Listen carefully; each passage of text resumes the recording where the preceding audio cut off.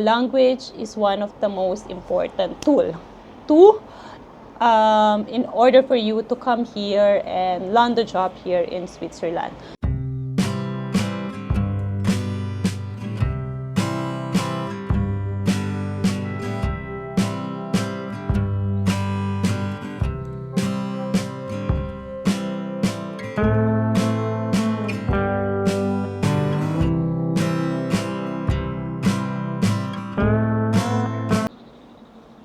Hi guys, welcome back to my channel. Again, this is Anyam, and to those of you who are new to this channel, this is me just sharing you my life, some information about working here as a nurse here in Switzerland, and also some travel info, some tips, some information lang naman. Well, my topic that I want to share to you guys today is about the language. Yes, language. Language is the #1 tool that you're able to do in order for you to land the job here in Switzerland. Well, actually, English-speaking jobs there are also, but more fun and IT professionals. So they are more in Zurich, Geneva, and Zug. So if you want into a tech industries, for example, there are some companies that are accepting applicants with only an English language. But other than that, since I'm into a healthcare and I'm giving information for the nurses, so language is one of the most important tool to in order for you to come here and land a job here in Switzerland. So I mentioned it before, here in Switzerland they have 4 main languages. There are medyo mahangin na German, French, Italian, and Romance. So German is the biggest part. Biggest speaking part in Switzerland is more about 60%, around 66%. The second one is the French, and the third one is the Italian. So, paano ba malalaman kung kailangan ko ba ng German language or French language or Italian language, since it's 4 main languages? Mahirap, di ba? Yung Romance, that is something like a Swiss German, so more of their dialect. That's the one of the original language here in Switzerland. So, how will you know which language is suitable for you? So, it depends in which region do you want to live and work, or saan nakabase yung employer nyo. So, for example, Zurich or Zug, Central Switzerland, Basel, for example, they are speaking German. So, you have to learn German or able to speak German if you want to find a job there. And for French naman, if you are living on the French area, so like Geneva, Lausanne, and Montreux, and something like in Vevey, they are speaking French on that place. So you need to be able to communicate as French. So doon naman sa Italian side is Lugano, Locarno, Bellinzona. So they are speaking Italian there. So they are all part of Switzerland, and they are all part of official languages. So what does it mean? So for example, you're working in Geneva, the papers there are in French, the documentation are in French. So the people speaking there are French as well. So at work, also, syempre, French. So if you want to live in Geneva, you have to adapt to it. Hindi pwede na sabihin mo na, okay, I'm in Switzerland, I want to live in Geneva, I will speak German. No, they won't understand you there. And of course, kapag nag-apply ka sa mga nursing home or hospital institution, they need the French certificate, because, as what I said, the documentation there and the communication there is in French. So same here in the German part. So if you already in Germany, if you are already in Austria or in Luxembourg, that you know how to speak German already, so it is recommended that you apply in a German-speaking part here in Switzerland. Yon, since marami yung part here na German-speaking. So, which language ba yung mare-recommend ko for you guys to learn? To those of you na gusto pumunta dito sa Switzerland and you still don't know those three languages. So, number one I will recommend is the German, because it is, as what I said, almost 60% of the population here, they speak German and Swiss German, but German is really accepted. So if you speak German, it's ano siya, lot of advantage. So yun, and important siya, very important to know that language here. That is a skills. I think it's raining na. Yeah, it started to rain. Kanina medyo sunny. Yan umuulan na. But it's not cold. It's already springtime. Medyo hindi na siya ganun kalamig. So okay lang magstay ako here outside. Yes. And saan na ba ako? Balik na ako. Yes, German. So I recommend that you learn the German language if you still don't know some of the languages. It is a lot of advantages if you speak that, because even though you even though hindi ka makaland ng job here in Switzerland, there are still some other countries that are accepting German-speaking applicants. For example, Germany itself, diba? Austria, they are also German-speaking country. And also Luxembourg. Luxembourg is one of the wealthiest or one of the richest country here in Europe.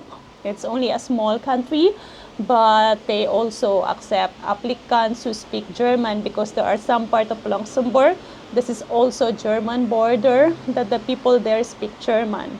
So, it's an advantage. It's just like, ano ba sinasabi ko? If you know the language, the German language, you're hitting 4 countries already in just one stone. Diba? It's an advantage. Some people, I think the new nurses or those applicants, they are afraid to learn the language. I know, I'll understand you. German is not an easy language. It's very hard at first. Sobrang hirap. And it was depressing as well if you started a work and then you won't be able to communicate well, because some words you don't know how to express yourself and you don't understand your colleagues or whatever. It is hard. But I tell you this, that's my own experience. It was only hard at first. But once you master it, once you overcome it, and once you practice it every time, it's actually a good skills for you. And that skills will actually give you the advantages that the other applicants or other person doesn't have. Because, look, you're a registered nurse. You can speak German. You can speak English. You have experiences. You have more to offer than any other applicants, diba? So if you are thinking of working in Europe, and if you don't like working in an English-speaking countries like USA, Australia, or UK, and you want to learn the language in order to hit the market in the Europe, German is the one I recommend. So it is a skill. It is because some people they just parang may misconception na okay, I'm not gonna apply to that because the requirement is German and it's hard and it's a waste of time. Some people saying that, na I'm not saying generally, naririnig ko siya, so it's a waste of time. I'm gonna try to apply to any other country like Dubai or Saudi or whatever. So it's not a problem applying to any other country, but as what I saying, there's a lot of opportunity right now, especially in the Philippines, they are actually giving the German language actually for free. The employer offering them for free, and why not consider it and why not try it? And in the long run, it is the skills that no one can take away from you, di ba? Parang ano yan eh, just learning a bike. Once you learn it, you know how to do it and you know how to master it, di ba? So, yun lang. So, it's a number one tool for the nurses and for all, applicants or people who are aiming to work in Europe, especially here in Switzerland. So German is the number one. The second one is French. So you can also learn French as well. So even though you already, what do you call that? Even though if you already, sinasabi kasi nung iba, hindi na sila matututo or it's too hard for them to learn because they are already old or they are over 30. So for example, no, it's not like that. Language, if you always hear it and if you always expose yourself to it, you're gonna adopt it. And if you put the effort as well, you actually improve yourself, and in the long run you will see, just like in my experience, I'm actually not flaunting. I just want to give some information, and I just want to share this experience because at first talaga it was really hard. It was parang frustrating then at first to learn the language, and you won't be able to pronounce words properly and people won't understand you properly. It was frustrating at first, but during the time goes by, and then ang kailangan talaga is confidence. Kailangan malakas talaga yung loob mo, lakasan mo yung loob mo, and then you'll get it. And this German language that I learned 10 years ago or more than 10 years ago, this is still the language, this is still the skills that I have right now na nagpupush sa akin talaga pataas. Because if if I didn't learn the language, I wouldn't be able to work here in Switzerland because English here is not accepted if you are working as a nurse. So to those people who are asking, they have NCLEX and they want to come here and work here. NCLEX is actually not accepted here as well. So here they have a different program for the nurses. So you have to check the Swiss Red Cross for your requirements in order to in order for you to recognize your diploma here. And IELTS is nonsense here. They don't ask you for that. They ask you if you have German language certificate or French language certificate. So yun. So I just want to clarify lang na here, if you want to work as a nurse, you really need to have the language certificate. And to those of you na still in the Philippines and trying to hit Europe, you have to learn the language. Sa umpisa, mahirap talaga. So, in any other part of the country, even pumunta ka ng UK and pumunta ka ng Australia, even though you understand English, even though you can speak English as well, it's still hard because they have accent, and sometimes they don't understand you as well because your accent is different, just like my accent. And it was also hard, yeah. So it's, of course, it's all up to you guys. So I know yung mga nag-watch ng videos ko, there are thinking Europe in their head, or Switzerland and Germany.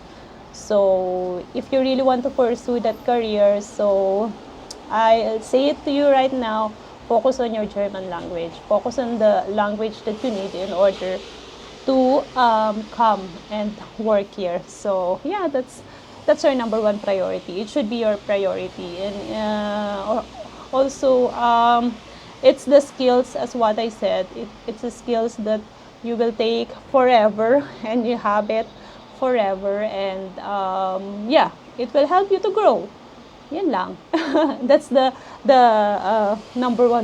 um, number one requirement that you really need in order for you to be qualified and to come here in Switzerland. Because even though you have 20 years of experience in ICU, 15 years of experience in cardiac unit, if you don't know the language here itself, you're not qualified.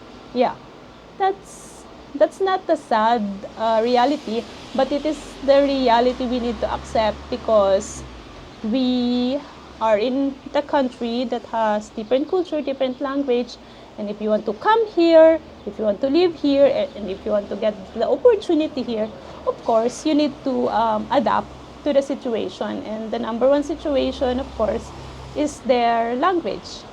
Yes, yun lang. I just sharing you that information kasi marami nag-ask sa akin. So, just to clear it out. So, you need the language certificate in order for you to work here. So, ayan, tumigil na yung ulan. Yes, okay na siya ulit.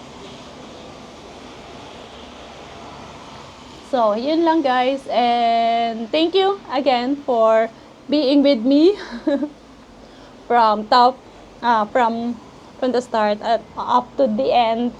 And thank you so much. And also for those of you who are learning German right now, don't give up. And after 3 years, 5 years, you will remember this, what I said, and then sasabihin mo sa sarili mo, oh, I made it and I did it. And I'm still learning German, yeah. I am still learning German as well. And I'm still improving myself as well, even though I live here in Europe for more than 10 years. So you can do that. So you just have to focus and you have to practice speaking it. And you have to read a lot as well. You have to watch movies, German movies. You have to listen podcasts as well. So in German podcast.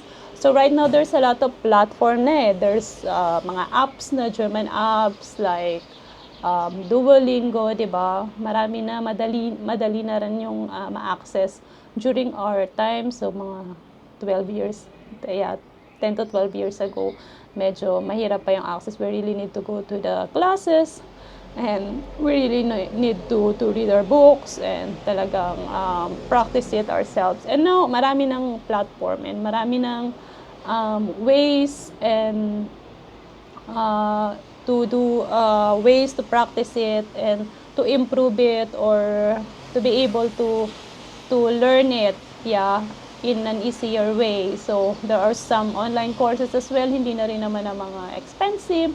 So you can do that, guys. And I tell you this 100% sure, if you're really focused on that and if you're really into it, so it's gonna be the skills that you're gonna hold forever and no one will take that away from you. And kahit saan ka dalhin, you still have it. And as what I said, you can go to German speaking countries na hindi ka magkakaroon ng problema because you know the language already. So salamat guys, thank you for listening and for watching this video. And salamat, and I hope you get some information about that and some inspiration, motivation, or whatsoever. Yes, and thank you again so much for watching. And kung meron pa kayo mga any questions, ideas, or any recommendations to improve my blog, my video, just comment down below. And thank you, and I'll see you again for my next vlog. Ciao, adieu, merci, bye!